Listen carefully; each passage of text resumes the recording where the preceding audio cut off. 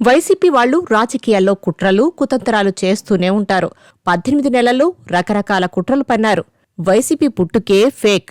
అవినీతి సొమ్ముతో పేపర్ పెట్టుకున్నారు. అలాంటి పార్టీతో పోరాడటం దౌర్భాగ్యం. వాళ్ల పత్రికలో క్రెడిట్ చోరీ అని వార్తలు రాస్తున్నారు. కాకినాడలో ఏఎం గ్రీన్ $10 బిలియన్ పెట్టుబడి పెడుతోంది.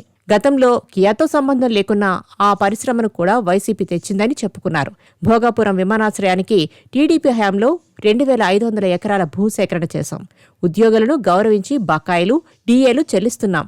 కొన్ని బకాయిలు చెల్లించి వారికి నిజమైన సంక్రాంతి ఆనందాన్ని కల్పించాం.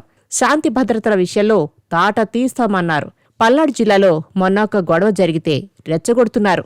గిల్లి కజ్జాలు పెట్టుకోవాలంటే మర్యాదగా ఉండదు. నా దగ్గర తోక తిప్పలేరు. సీమలో ముఠాలను అంతం చేసిన పార్టీ టీడీపీ. పల్నాడులో కూడా పూర్తి ప్రక్షాళన చేసి శాంతియుతంగా మార్చుతాం. పల్నాడు ప్రాంతానికి నేను వెళ్తానంటే గతంలో నా ఇంటి గేటుకు తాళ్లు కట్టి గేట్లు మూసేశారు.